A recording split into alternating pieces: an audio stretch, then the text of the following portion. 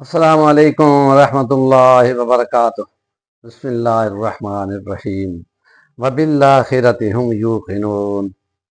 وقال اللہ تعالی فی سورۃ بنی اسرائیل آیت نمبر 34، اوفو بالعہد ان العہد کان عنہ مسئولا۔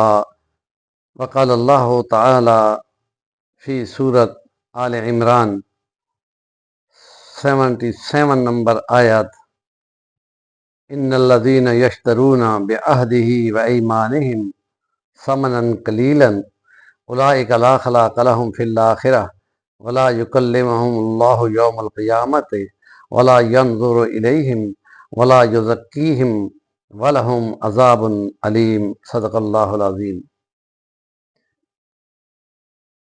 ایمان مفصل میں آخرت کی بحث پہ ہم چل رہے ہیں، اور اس میں آخرت عقیدہ بنانے پہ اس کے کیا اثرات مرتب ہوتے ہیں کہ بندے کی زندگی کا نقشہ دنیا کے مقابلے میں بدل جائے۔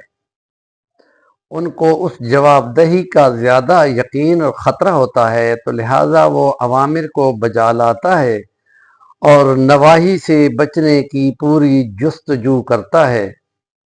اور اس لیے یہ عقیدہ وہ اصولی باتیں جیسے عہد ہے، جیسے قسم ہے، جیسے میثاق ہے، یا جیسے سرکاری آفیسرز کے اوتھ ہوتے ہیں، ان کے بارے میں خدا کا قرآن سورۃ آل عمران آیت نمبر 77 میں کہہ چکا ہے کہ وہ لوگ جو تھوڑے سے مفاد اور لالچ کے لیے اپنے اوتھ اور اپنے حلف اور اپنے میثاق کو بیچ دیتے ہیں اور مال لے لیتے ہیں، ان کا آخرت میں کوئی حصہ نہیں ہے۔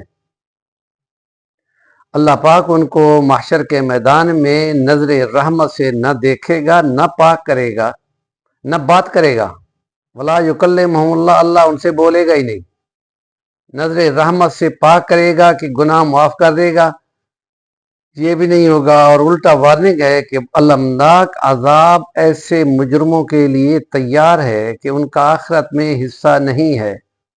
اور سورۃ بنی اسرائیل کی 34 نمبر آیت یہ کہتی ہے کہ اپنے عہدوں کو، اپنی قسموں کو پورا کیا کرو، کیونکہ عہد اور قسم اور وعدہ پہ سوال ہوگا۔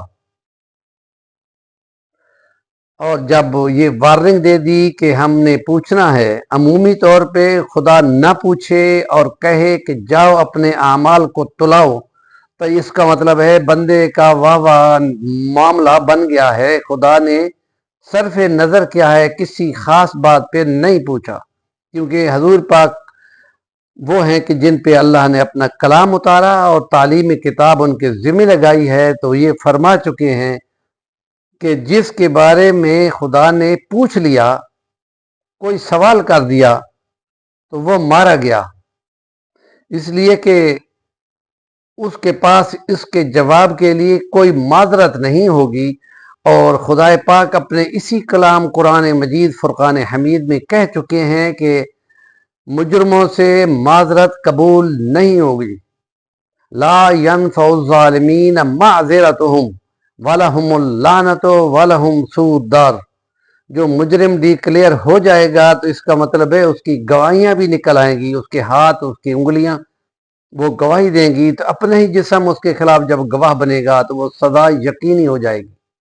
اور حضور پاک نے فرمایا کہ جس سے کسی کے بارے میں سوال ہوا وہ مارا گیا، اور اس نے کوئی جواب کی کوشش کی، تو پھر گواہیاں اس کے اپنے جسم سے اس کے خلاف آئیں گی۔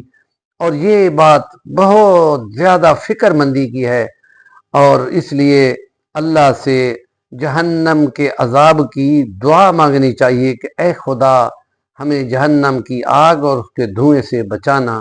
کم سے کم یہ دعا 3 بار کی جائے تو خود جہنم ہی بولتی ہے کہ اے خدا جب یہ بندہ دعا کر رہا ہے تو اس کو نجات دے دو۔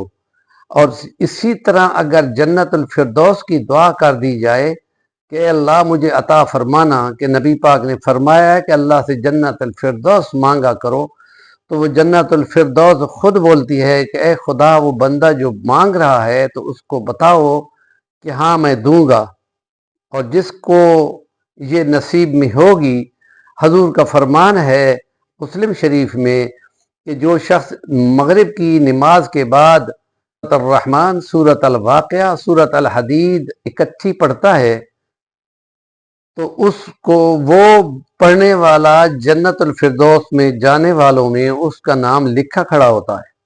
تو یہ نصیب بنانا ہے تو کچھ کوشش کا حکم بھی ہے، تو صرف 8 منٹ یا 10 منٹ لگتے ہیں اپنے موبائل سے، اپنے قرآن مجید سے یا نفل بنا کر اس کو اوابین میں پڑھ لیا جائیں تو اس کا ثواب کئی گنا بڑھ جائے گا۔ ہمارے چینل کا نام ہے صفی الوانی، ضرور سبسکرائب کریں، کام کی بات کا کمنٹ ضرور دیا کریں۔